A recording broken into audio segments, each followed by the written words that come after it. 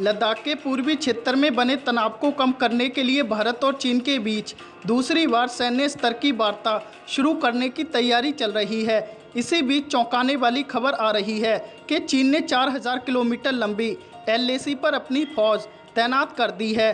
चीन के इस पैंतरे को देखते हुए भारत ने हिमाचल प्रदेश, उत्तराखंड, सिक्किम एवं अरुणाचल प्रदेश के अग्रिम मोर्चों पर अपनी सैन्य टुकड़ियों को रवाना कर दिया है।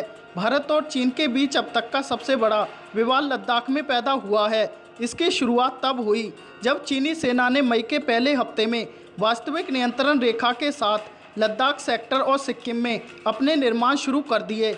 सिक्किम में जब चीनी सैनिक नाकुला क्षेत्र में आए तो वहां भारतीय सैनिकों के साथ उनकी झड़प हुई।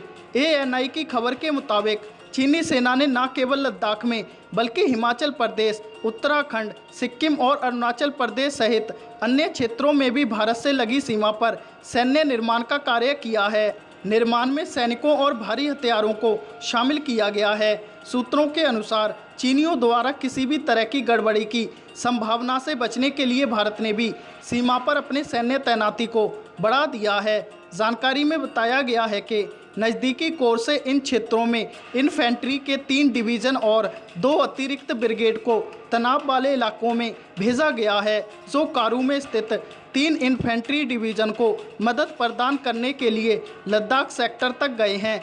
किसी भी स्थिति से निपटने के लिए हिमाचल प्रदेश में सीमावर्ती स्थानों पर सेना को तैनात किया गया है, जहां अप्रैल माह के दौरान चीनी हेलीकॉप्टर देखे गए थे। इसके अलावा उत्तराखंड में भी हरसिल, बाराहोती, नेलांग घाटी और अन्य क्षेत्रों में अतिरिक्त सैनिकों को तैनात किया गया है, क्योंकि निर्माण शुरू होने से पहले चीनी हेलीकॉप्टर भी वहां आ गए थे और पैदल गश्त करते देखे गए थे।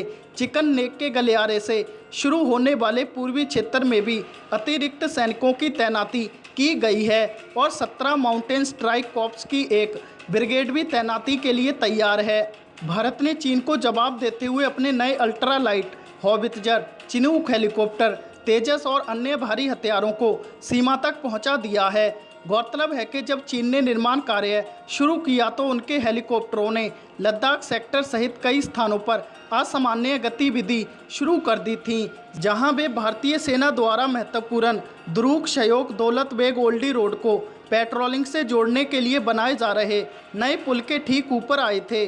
केवल लद्दाख सेक्टर में नियंत्रण रेखा के समीप चीनी पक्ष ने 10,000 से अधिक सैनिकों और भारी हथियारों सहित टैंकों और लंबी दूरी की तोपों की तैनाती की है और भारत चाहता है कि चीन वहां से अपने सैनिकों को हटाकर अप्रैल वाली वास्तविक स्थिति में आए।